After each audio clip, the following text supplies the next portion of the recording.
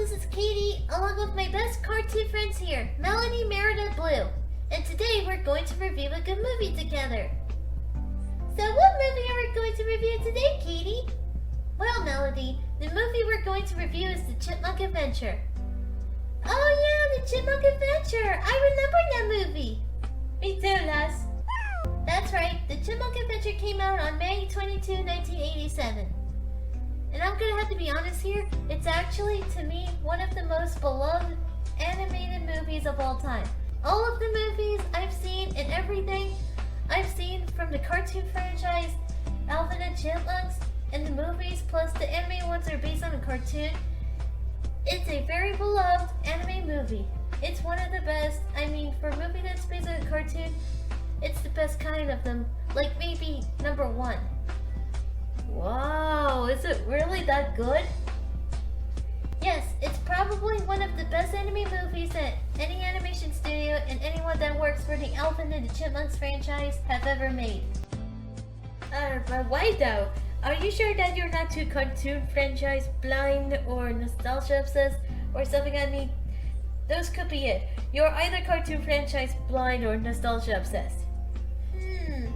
You know, yeah, I could be like those two things. Anyway, let's give this movie a watch. Alright, I love watching movies with you girls. Agreed, let's do this thing.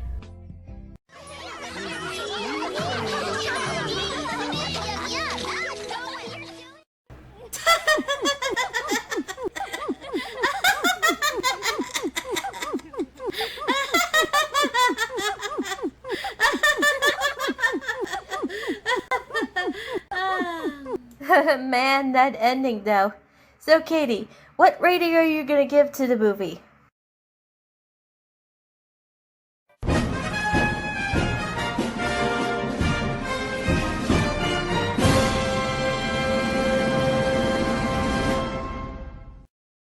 No way! That's a very high score! You even give it a KatieGirl seal of beauty!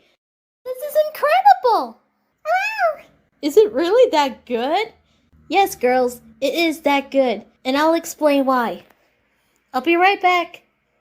So today's review is for the movie The Chipmunk Adventure. In case you're wondering what that movie is about, only if you never heard of it, let me explain the context of the cartoon franchise it's based on.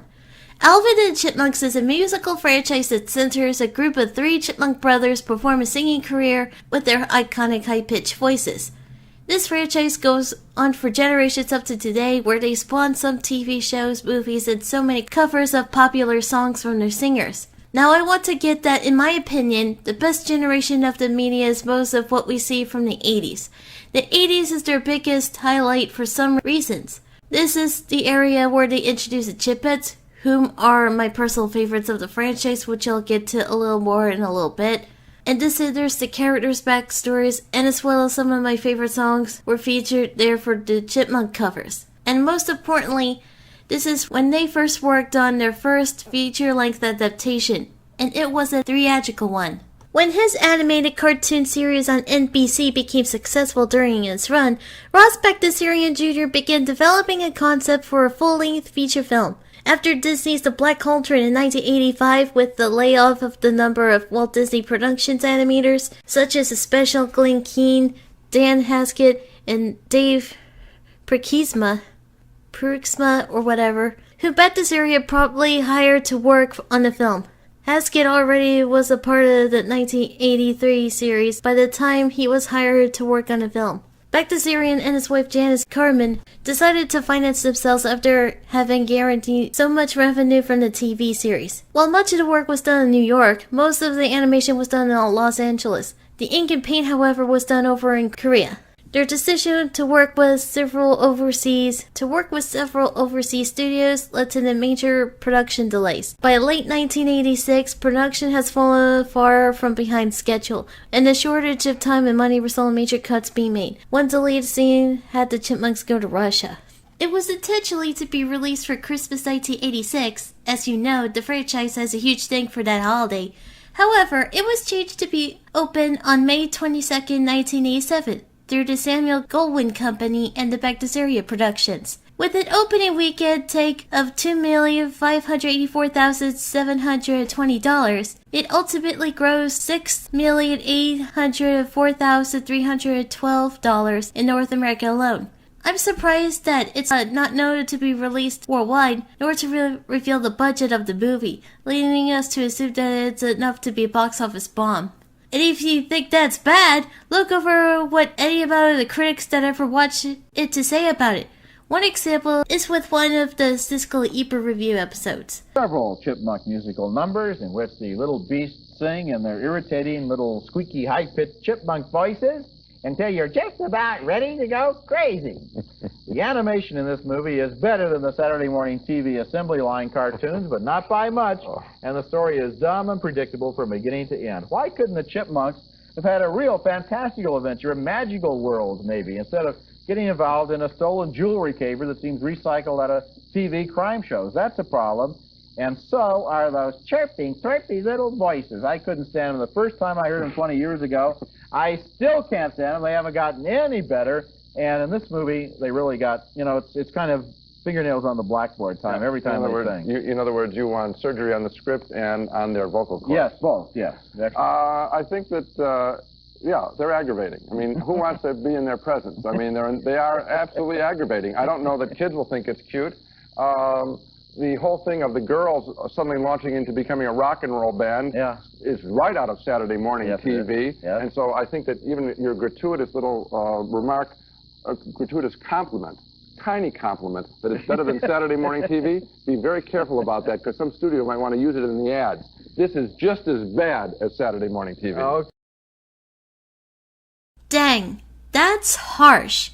I mean, sure, not everybody has to like or praise the movie or even anything in the franchise, but how the heck is that fair? Come on, man. And even criticizing their voices for being squeaky? And comparing them with scratching the chalkboard with nails? They're chipmunks! That's the point! Their voices have to be squeaky to represent their chipmunk species, and to perform their songs in high-pitched tone. Anyway, let's get to the movie. This movie starts with the chipmunk's adoptive father leaving for a business trip, letting Miss Miller and care for the boys. But Alvin wanted to explore the whole world while also to compete against his female rival Brittany. One day, a rich brother and sister duo, Claudia and Klaus Furstein, came to offer them an opportunity to officially race around the world in hot air balloons to deliver the dolls to each country they visit, and the winning team will get $100,000 prize money, while Claudia hopes to have them unknowingly fulfill her smuggling delivery to those who want to buy her expensive diamonds, without getting caught by an Inspector Jamal. The Chipmunks tricked Miss Miller into a fake phone call from Dave, thinking that he wants his sons to meet him in Europe in order to participate, and the Chipmunks groups race around the world in competition. Now, for this movie, in terms of storytelling, it doesn't seem like a strong cinematic idea with the chipmunk characters we're familiar of going to travel around the world, and I mean an actual entire planet Earth for a competition for winning the prize money that's actually to end up being a setup for a villain to achieve their evil goals. However, in execution, it turns out to be exciting and unique. With the first half of the film, it plays out to be a comedic, lighthearted, and optimistic, and the other half leads us to the serious, realistic, and even a bit depressing on their part, which I'll get to in a little bit. And to give this movie credit, this provides a no pun intended world building to extended surroundings of the characters, and it makes it good for the 80s series it's based on. In fact, even more than anything else that the franchise owners could come up with for their other shows and movies. And of course, as an Alvin and Chipmunk space movie, it can't be one without its musical numbers. Some people can argue that it's not enough to be one of the best of all time, considering that some of the main characters technically deceive their legal guardians and they care about money throughout the film. But I have to defend it. After knowing what I see in the entire franchise, especially in the movies, it's worth more of quality than anything. At least the heart and the charm are in the right place. If it didn't provide the best story, then it provided a grand adventure. Now the animation. I have to say that it's one of the most beautifully detailed anime movies I ever seen. For example, the characters here look alive and smooth in each frame made here. And when comparing to the 80s series, where it looks dated, cheap, and rough, this is an update and fit more into the big screen. In fact, it looks like it came from the Disney Renaissance era. And like I said earlier, Bagdeserian hired some Disney animators to work on it after being laid off by Disney. I wish to play some clips of the movie to show you, but after last time I did, it made one of my videos being copyrighted. There's a lot of effort to make the characters expressive and the backgrounds to be vibrant, and they have the effects to feel like a fantasy. If I were to make one criticism for it, it would have to be the noticeable errors in a couple parts in the movie. Especially where the Chipettes picked up one of the dolls and the Chipettes switched their outfits back and forth while saving the Chipmunks from the pit sacrifice. But those are just nitpicks because of, like I said, there are lots of efforts in the animation where everything feels real and living. One of the best examples of hand-drawn animation, big screen animation, theatrical animation, character animation, and any other kind of animation, even to us who wanted hand-drawn back to the mainstream theaters. Now for the characters. Let's start with the Tyler brothers themselves, the Chipmunks. With Alvin, he's the same troublemaker where he gets all the attention and tries to get his way. In this movie, he actually wants to explore the whole planet as like he said in an earlier movie. He needed a little culture in life. He serves as a key to the story, writing, and world building. His brother Simon, the intellectual one of the trio, he opposes Alvin's competition with Brittany to avoid irresponsibility and trouble with their father figure and babysitter. When he goes with his brothers anyways, he helps them navigate to the right stops that were required for them to go to deliver their dolls and take the ones that resemble the Chipettes, where in their case are the ones that are filled with money. And Theodore is the same cute butterball where he also joins the venture with his brothers. Throughout the first half of the movie, there was a running gag where Theodore tries to get something to eat, but he always fails at doing so by other characters either stealing them or their brothers come to pull him away from them. And after he gets kidnapped by the native tribe and viewed as the Prince of Plenty, the running gag of him not being able to eat fades and is able to eat as he desires. He's not at fault over Alvin's shenanigans. He's just a naive kid who loves to eat food. And now we get to my favorite group, the Chipettes. Brittany is the same diva who's always into competing against Alvin and tries to steal his spotlight. She was hoping to beat him in a around-the-world race to win the proclaimed prize money like she had in the video game with a similar concept. However, she tends to have a soft spot to those surrounding her, including the baby penguin who was captured from his family. And besides, you can't deny that she's needed to be saved by that shark attack she had witnessed. Wait, isn't that from The Little Mermaid? Wait, this came 2 years before Little Mermaid. This would mean Disney stole the scene in the spotlight! But moving on, there's Jeanette, who's the clumsy one but has the brains like Simon and helps her sisters find a way. And her sister Eleanor, who might say she's the most fleshed out character of the groups and in the movie.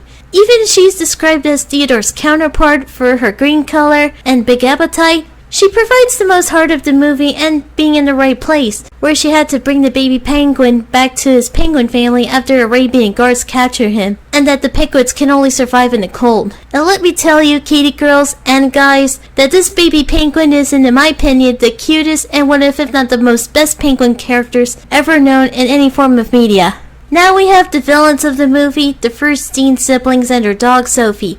Claudia Furstein is like the leading threat of the movie, where she finds the way to get her act of selling her diamonds to the buyers while trying to avoid Jamal and the authorities to track her act. She plays off as friendly and nice to the kids, where she offers them the opportunity to win the prize by the racing competition, in order for a deed to be done. Then, like I said with the story progression, she prepares her sinister nature for the characters returned with the received dolls.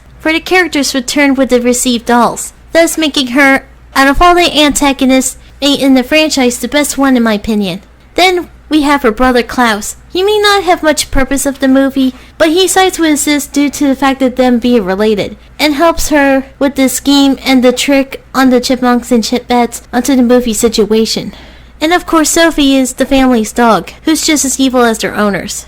As for others, there's Dave Seville and Miss Miller, who play their own parts in the movie, and Jamal's team, who tracked down the Chipmunks and Chipettes to try to stop them from committing Claudia's smuggling. And many others like the inhabitants around the world, with some being secret buyers of the dolls and some being challenges for the main characters to face. All of them are in between amazing and generally well written to some degree, not one of them to be problematic. And finally, the songs and the music. Like I said, as an Alvin and Chipmunks movie, it can't be without its musicals. Now, majority of the songs from the whole franchise are actually just high-pitched covers of songs from popular singers. so I wouldn't be surprised if this counts as a jukebox musical. However, some or even most songs in this movie are entirely original. The first cover song, Ay Ay Ay Ay, is a fun musical number played for Mexican culture. Off to See a World is played for one montage of the Chipmunks and the Chipettes racing around the world, and its beautiful, breathtaking tribute to the movie's storyline. And of course, we get to what we all could agree that the best song, while being added to the best part of the movie, is the Girls of Rock and Roll. Everything about this song and scene is great. The choreography is spectacular, the lyrics is well written, the timing is perfect, the vocals, the key setting, and the whole execution is imaginative and beautiful. A good example to make a musical. Now getting into the Chipettes' original song, Getting Lucky. Now I want to say this song and the scene together is considered controversial. I think it's because that while this was Brittany and Jeanette's attempt to take their dolls back from the palace snakes and for all three sisters to escape back to their balloon, people can assume that it's to encourage young audiences to have romantic feelings with snakes in real life, or that chipmunks and snakes can mate. But I will say that despite what others think, I say it is, no pun intended, charming and catchy song. From one original Chipette song to another, there's another one called My Mother. This is where I finally get to the most depressing part of the movie. This is where the Chipettes decided to return the baby penguin to his family, while singing a lullaby to comfort and to understand how much he misses his mother. And that part actually made me cry. In fact, there are people that are known to watch this did cry to that scene as well. And there's a video where a little girl was in a car seat watching the scene and she cried to it too. The lyrics actually hints that the Chipettes did started out having a mother right before they ended up in the orphanage in one episode of the show the movie is based on.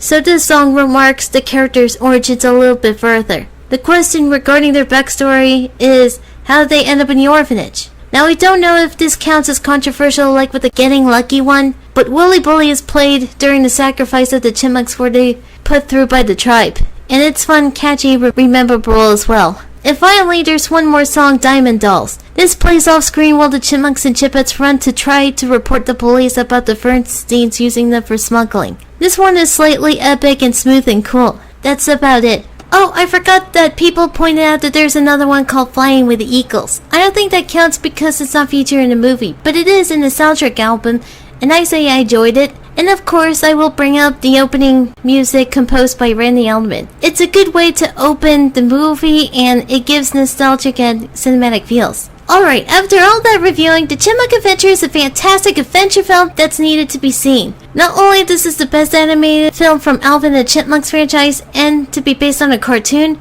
but it's enough to be one of the best animated films of all time. I highly recommend you all to go and check this out because it's a watch for the Chipmunk fans, cartoon fans, 80s fans, music fans, around the world fans, and especially those that are influenced by the stories like the Around the World in 80 Days. Didn't I tell you that this is influenced by a famous story?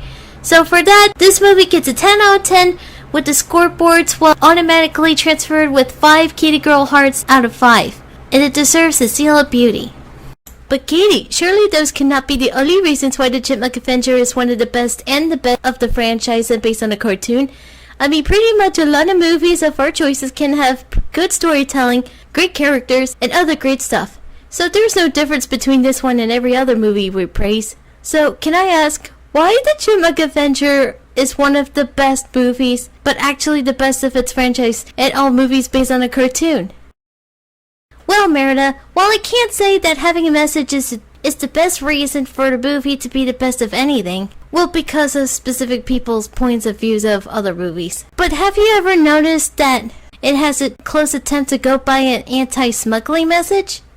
Oh, what? Yeah, I'm pretty sure that no one, including anyone that's ever known to watch this movie, have caught this before, but believe it or not, there's at least one time where main characters try to go by an anti-smuggling message. Nah, I don't believe it. Well, think about it. When the Chipettes found out that their dolls were full of diamonds and checked the ones that resembled the Chipmunks were full of money, only for them to realize that the Fernstein's plan being set up, they find the Chipmunks and return to their home country to confront the villains for their deeds. They ran to find the police, but Claudia tricks them into thinking that they have Miss Miller, and that if they want to see her again, they'll have to give up the dolls and come with them. Okay, am I the only one who sees this where either troublemaker, diva, spoiled brat, a jerk, or whatever realizes someone is smuggling and actually wanted to take action against it? So, am I the only one who sees this? Now, cartoon characters aside, smuggling is illegal, okay? No matter how you look at it, you're basically committing a crime.